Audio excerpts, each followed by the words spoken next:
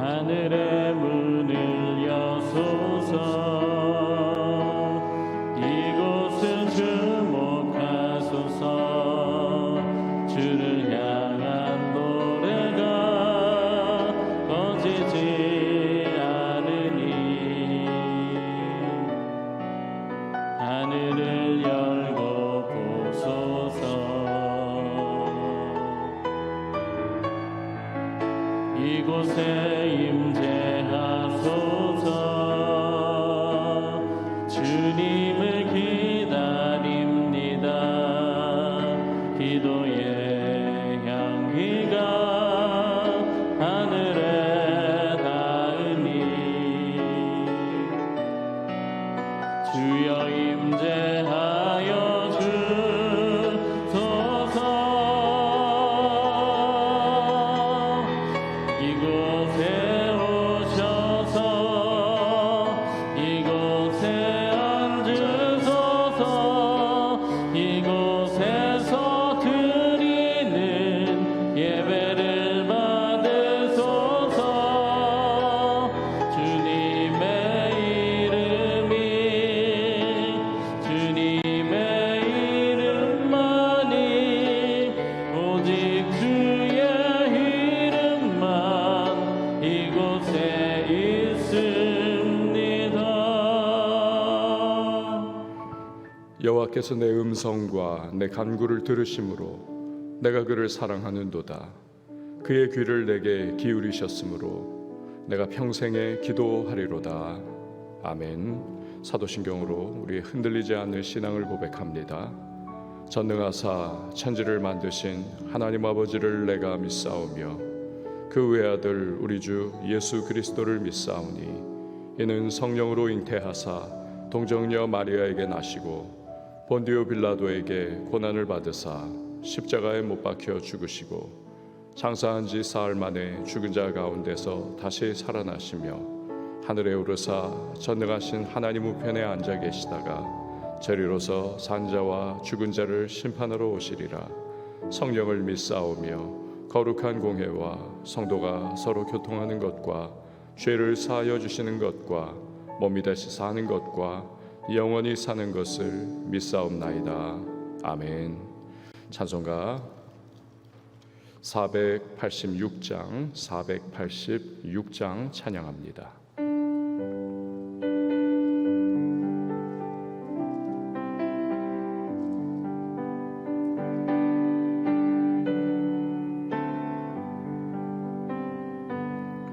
이 세상에 근심된 일이 많고 참 평안을 몰랐구나.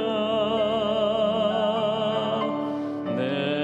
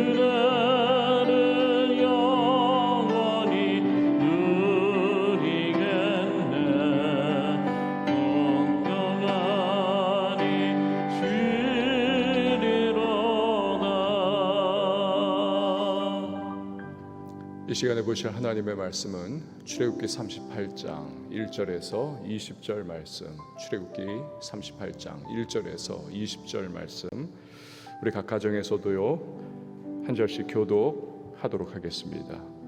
그가 또 조각목으로 번제단을 만들었으니 길이는 5규빗이요 너비도 5규빗이라 네모가 반듯하고 높이는 3규빗이며 그 네 모퉁이 위에 그 뿔을 만들되 그 뿔을 제단과 연결하게 하고 제단을 노스로 쌌으며 제단의 모든 기구 곧 통과 부삽과 대야와 고기 갈고리와 불 옮기는 그릇을 다 노스로 만들고 제단을 위하여 놋 그물을 만들어 제단 주위 가장자리 아래에 두되 제단 절반에 오르게 하고 그 놋 그물 네 모퉁이에 채를 꿰 고리 넷을 부어 만들었으며 채를 조각목으로 만들어 놋으로 싸고 제단 양쪽 고리에 그 채를 꿰어 매게 하였으며 제단은 널판으로 속이 비게 만들었더라.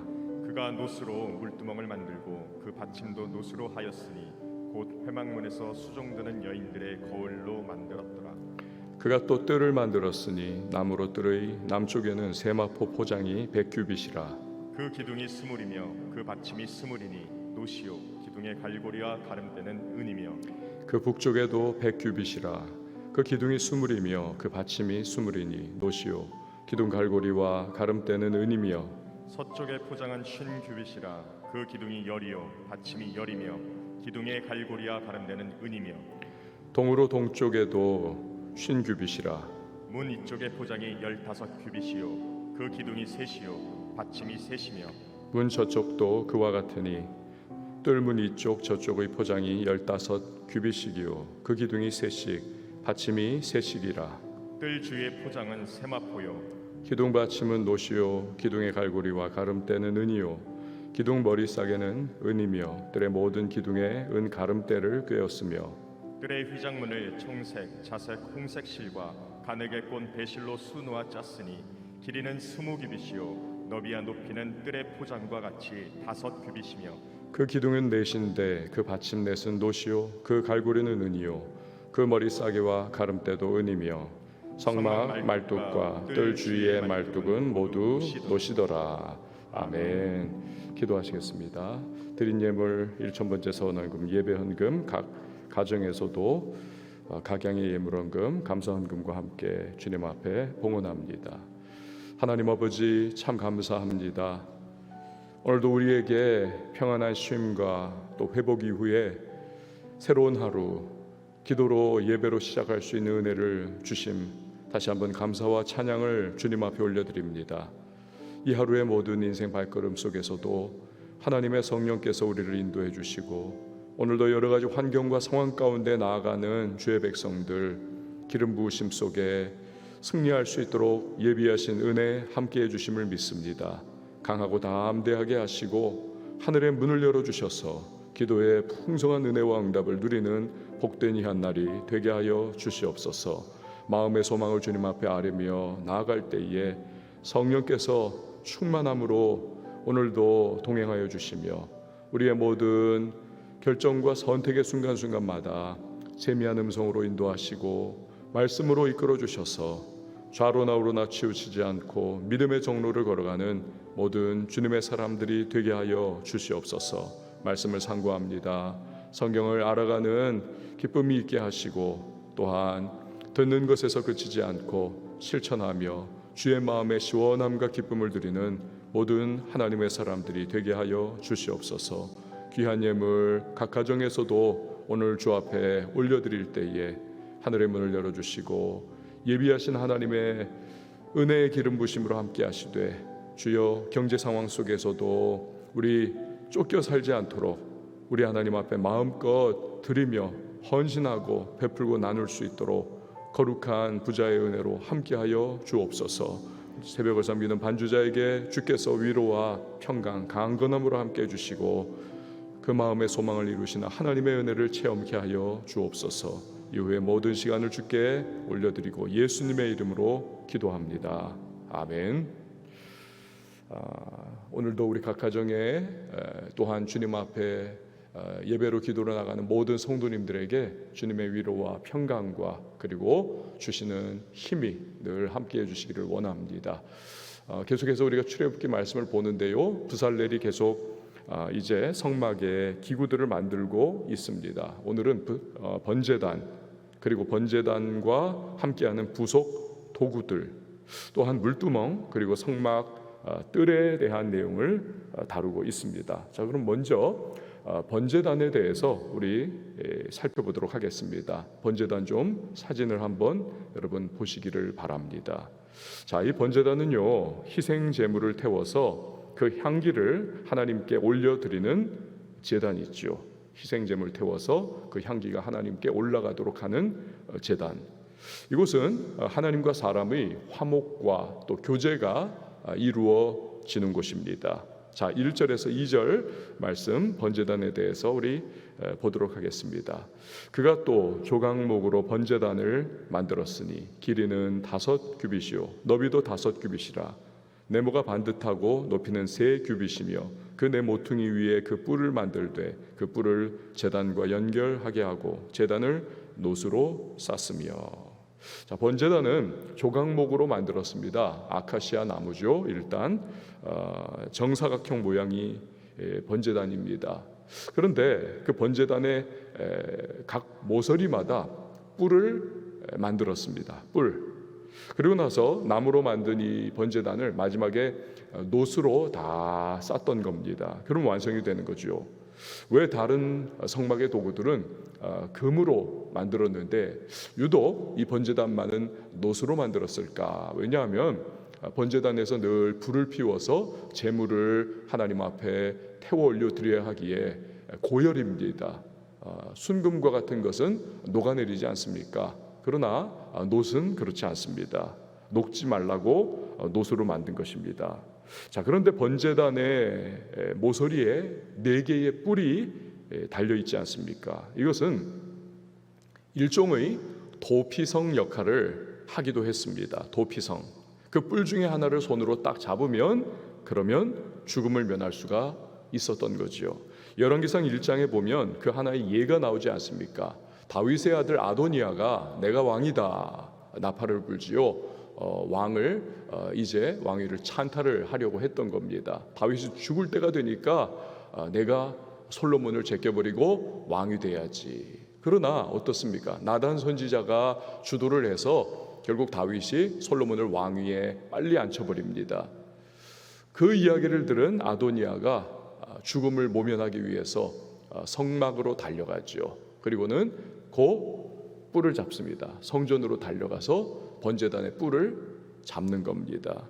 그 이야기들은 솔로몬이 아도니아를 죽이지를 않더라는 것입니다.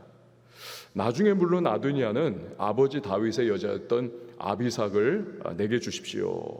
다른 이 죄를 참 해서는 안 되는 그러한 인륜을 범하는 죄를 그렇게 행하다가 역시 죽음을 당합니다. 어쨌든 이 번제단의 뿔은 도피성의 역할을 하기도 했던 것입니다.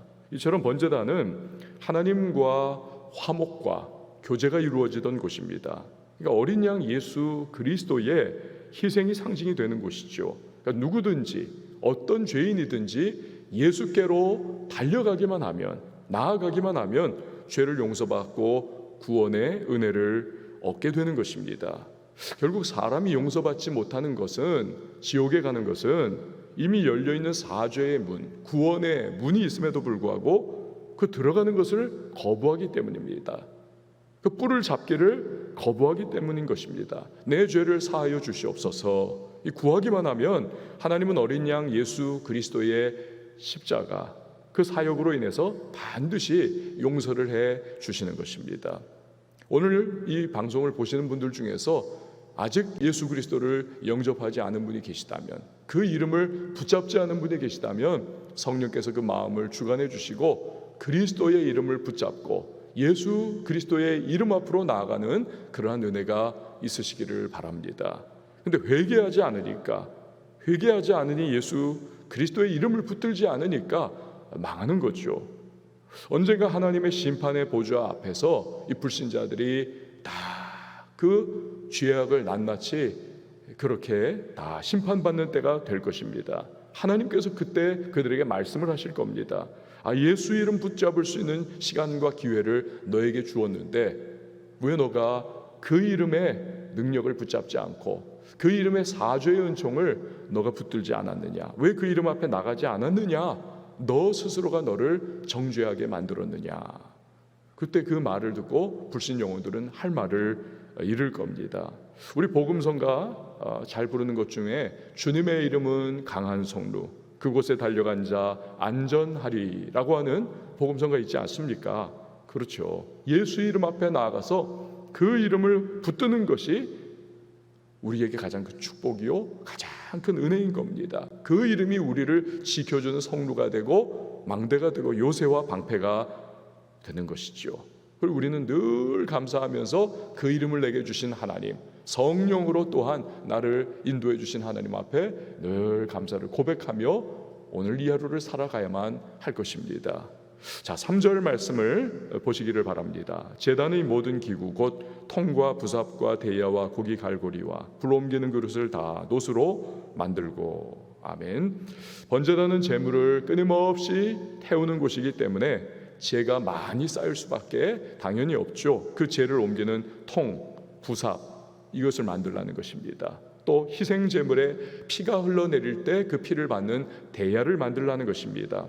고기를 번제단에 옮기는 고기 갈고리를 세 손으로 되어 있는 고기 갈고리입니다. 이걸 딱 찝어가지고 그 번제단 위에 올리고 또 잘 펴도록 하는 그런 갈고리 용도입니다. 불 옮기는 그릇에 대한 규례를 담고 있습니다. 계속해서 4절 말씀입니다. 제단을 위하여 놋그릇을 만들어 제단 주위 가장자리에 두되 제단 절반에 오르게 하고, 놋그물을 만들어서 번제단 위에 이렇게 얹어놓고 그 위에다가 이제 고기를 놓아서 밑에 불을 피워 태우라. 갈빗집에 이 석쇠 역할을 하는 것으로 여러분이 상상을 하시면 딱 맞는 겁니다. 그 아래로 공기가 통하니까 잘 타는 거죠, 재물이. 그리고 그 밑으로는 이제 재물이 타고 나서 재가 다 떨어지게 되어 있습니다. 그러니까 청소가 용이하게 되는 것이죠. 5절에서 7절 말씀 연이어 보도록 하겠습니다. 그 놋금을 네 모퉁이에 채를 꿰 고리 넷을 부어 만들었으며 채를 조각목으로 만들어 놋으로 싸고 제단 양쪽 고리에 그 채를 꿰어 매게 하였으며 제단은 널판으로 속이 비게 만들었더라. 자, 번제단 역시 제사장들이 어깨에 메고 이동을 해야 하는 거죠. 성막은 늘 이스라엘 백성들이 광야 40년 동안 그렇게 이동하면서 그 진의 중앙에, 정중앙에 늘 모시면서 그렇게 그들이 행군하지 않았습니까? 늘 이동을 해야죠. 그래 이동이 용이하도록 어깨에 메고 옮길 수 있는 그 고리와 채를 붙여라, 만들라 라는 것입니다. 자, 이제는 두 번째로 오늘의 본문에 나오는 또 물두멍에 대한 말씀입니다. 여러분 사진을 보시면 물두멍은 일종의 큰 세숫대야다라고 생각을 하시면 쉽겠습니다. 거기서 제사장들이 정결하기 위해서 손발을 씻는 거죠.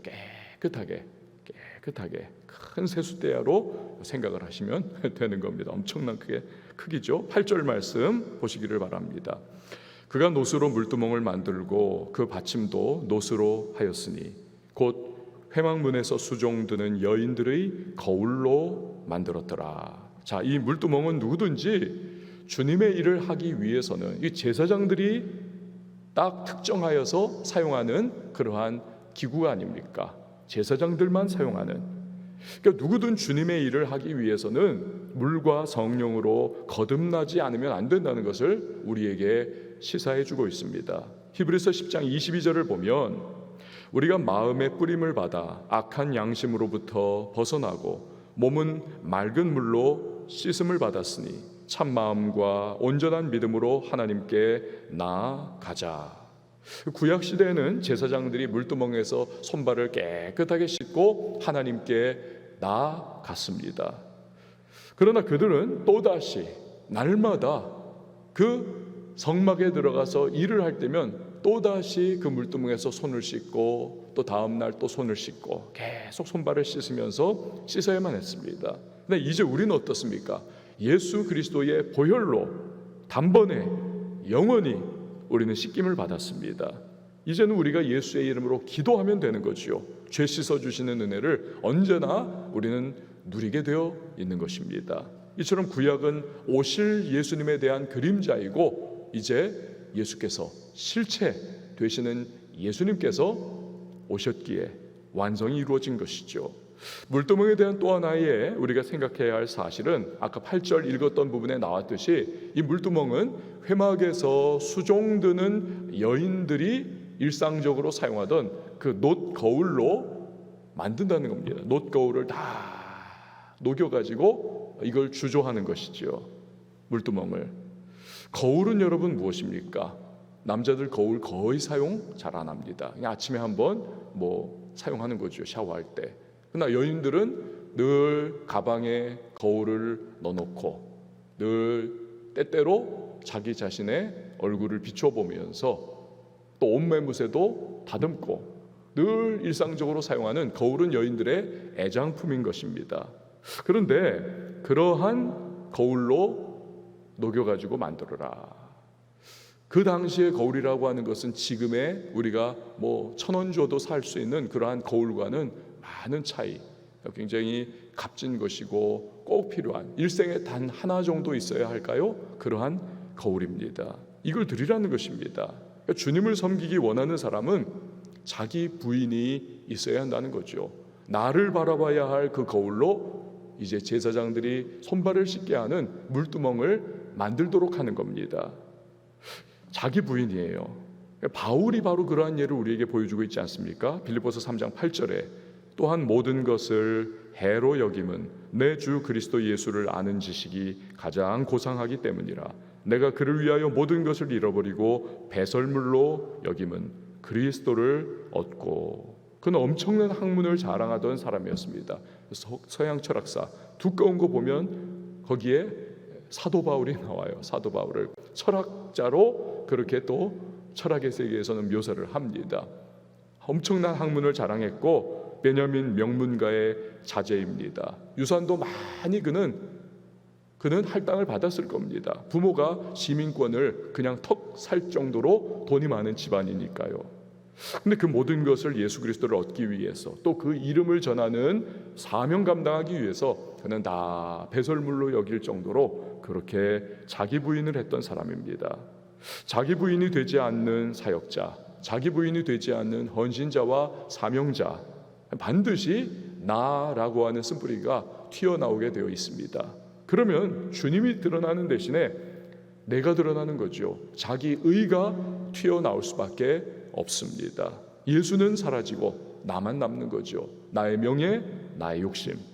문제는 우리 모두에게 자기 자신을 드러내고 싶은 끌어오르는 욕망이 있는 겁니다. 이걸 주체가 안 되는 거죠. 다 있습니다. 저도 있고 여러분들도 있고. 그러니까 우리는 물두멍을 늘 그럴 때마다 생각을 해야만 합니다. 여인들이 자기 자신을 바라봐야 하는 애장품인데, 그런데 그 거울로 오히려 하나님께 드려서 놋 거울을 그 놋으로 이제는 물두멍을 만든다. 그래서 제사장들이 자기의 손발을 씻고 하나님 앞에 거룩한 모습으로 나아가 섬기도록 하는 그러한 이 물두멍의 역할. 그러니까 내 이기심, 내 욕망을 성령의 물로 깨끗이 씻어야 하는 거죠. 나를 드러내는 거울은 녹아 없어져야 하는 것이고, 오직 내 영혼을 씻는, 그래서 주님만이 드러나게 하는, 주님만 영광 받으시도록 섬겨야 하는 그러한 물두멍이 돼야 한다는 것이죠. 성령의 물로 씻어야 합니다. 그럴 때 우리는 자기의 욕망, 이기심, 나를 드러내고자 하는 그러한 본성, 이것을 극복해 나갈 수가 있는 것입니다. 물두멍입니다. 자, 이제는 세 번째로 오늘 뜰에 관한 말씀을 다루고 계십니다. 사진 한번 보여주시면, 자, 뜰, 성막 전체를 이제 마치 이렇게 쭉 무엇이라고 표현해야 할까요? 전체 텐트에, 왜 텐트라고 해야 될까요? 성막 전체를 둘러싼 흰색 이렇게 커튼입니다. 세마포로 만들었죠. 말 그대로 이제는 일반인도 그 뜰 안으로 들어올 수가 있는 것입니다. 일반인도 뜰, 길이가 100규빗, 즉 45.6m, 너비가 50규빗, 22.8m. 뜰에 대한 부분은 9절에서 20절까지 너무 길고 또 자세합니다. 9절 한 절만 읽도록 하겠습니다. 9절입니다. 그가 또 뜰을 만들었으니 나무로 뜰의 남쪽에는 세마포 포장이 100규빗이라. 아까도 말씀드렸듯이 뜰은 흰 세마포로 쭉 둘러쳐서 그렇게 세우는 것이죠. 성막을 보호하기도 하고, 일반인도 여기까지는 들어와 가지고 이 뜰 안에 번제단과 물두멍이 있는 겁니다. 제사장과 레위인, 일반인 모두가 함께 어우러지는 곳, 뜰 안에 번제단과 물두멍이 있는 곳. 그러므로 하나님께 드리는 희생제사가 바로 이 뜰 안에서 이루어지는 것이죠. 그렇게 이 뜰이라고 하는 곳은 예수 그리스도의 희생이 가장 부각되고 상징이 되는 곳입니다. 수많은 제물이 그곳에서 죽는 것이고, 제사장에 의하여 번제로 하나님 앞에 올려지는 곳입니다. 자, 예수님은 단번에 영원히 once for all, 단번에 영원히 우리의 희생 제물이 되셔서 하나님 앞에 드려졌죠. 우리의 죄를 위하여. 또한 뜰에서는 이 제사장의 가족들이 이 희생 제물의 남아있는 살코기를 이제 나누어 먹게 되어 있는 것입니다. 제사장의 가족들이 쫙 함께 먹는 거지요. 둘러앉아가지고. 그때 그들이 그것을 먹으면서 무엇을 생각을 했을까요? 한번 상상을 해보세요. 당연히 하나님의 은혜를 그들은 먹으면서 생각을 하는 것이죠.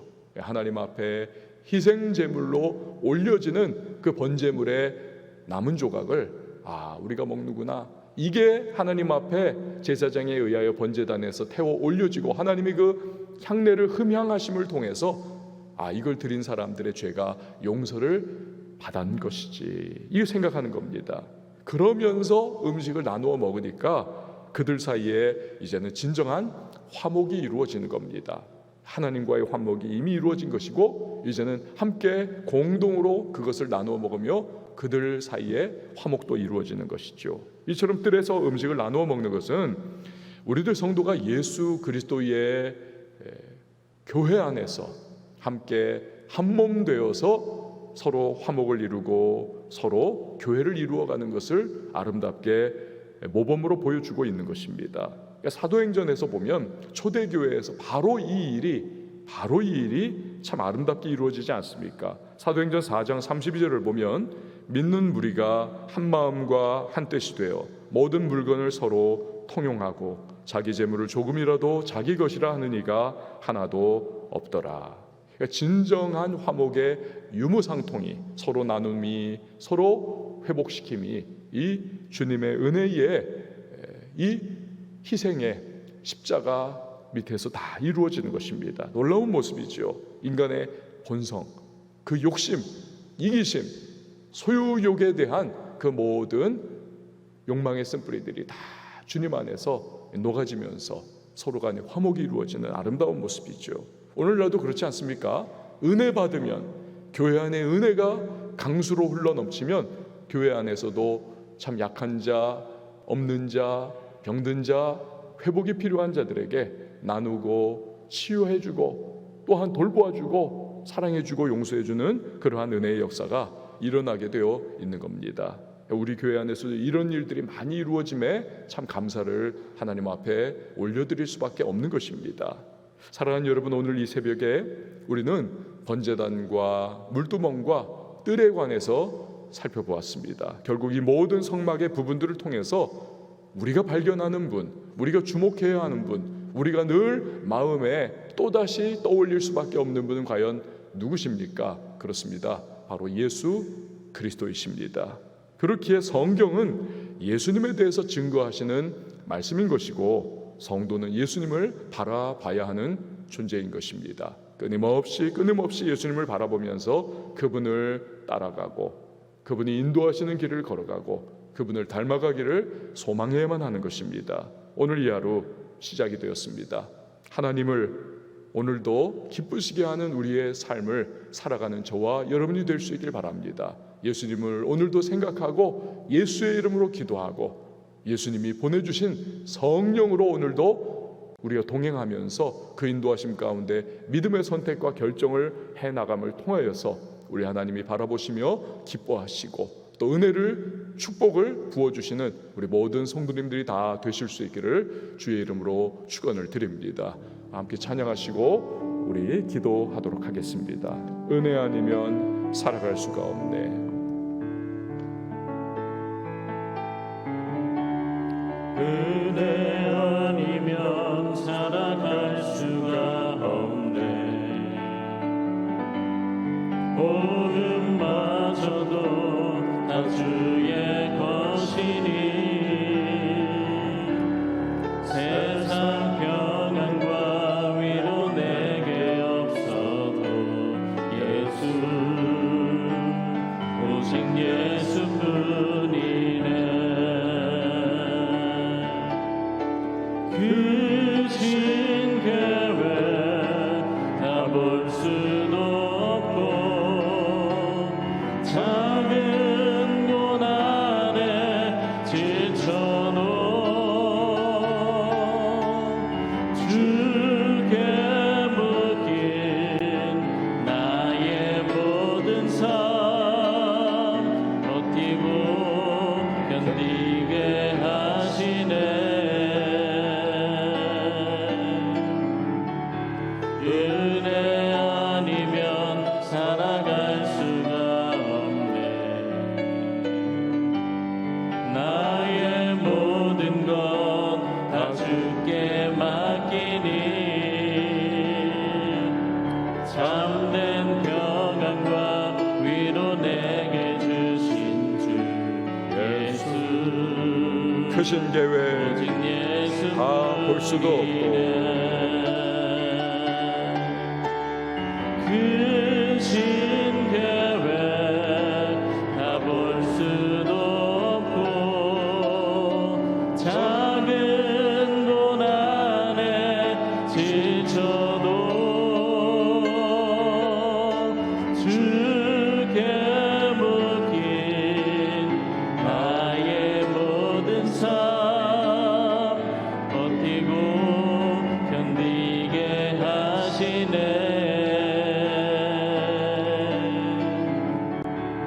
은혜 아니면 살아갈 수가 없네. 나의 모든 것 다 주께 맡기니 참된 평안과 위로 내게 주신 주 예수 오직 예수뿐이네. 우리가 이 시간에 기도하며 나갈 때 그렇습니다. 예수님이십니다. 우리가 바라봐야 할 분, 우리가 주목해야 할 분, 우리가 따라가고 닮아가고 늘 마음에 기억해야 할 분 예수님이십니다. 오늘도 예수로 살게 하시고 예수를 바라보며 예수 따라가는 하나님 은혜의 하루가 되게 하여 달라고 성령이여 오늘도 그 예수님 앞에 초점 맞출 수 있는 기름 부으심으로 함께 해주시고 그 성령의 두루마리 입혀 새 죄와 세상과 마귀의 모든 나를 시선을 혼란시키는 그 모든 공격 속에서도 주님만 따라갈 수 있도록 담대케 기름 부어달라고 여러분 함께 기도하며 나갑니다. 교회를 위해서 기도해 주시고요. 코로나19의 종식을 위하여서 백신의 도입과 또 치료제의 개발 잘 이루어질 수 있도록 은혜를 베풀어 달라고 기도해 주시고 이 도시를 위하여서 주님 앞에 돌아오는 도시 하나님이여 성시와 역사를 이루어 달라고 기도하시고 나라를 위하여서 또 북녘 땅을 위하여서 열방에 있는 우리 선교사님들을 위해서 기도할 때에 각 가정에서 한 분 두 손 높이 들고 우리 주님의 이름 한번 외치고 자유하게 기도합니다. 주여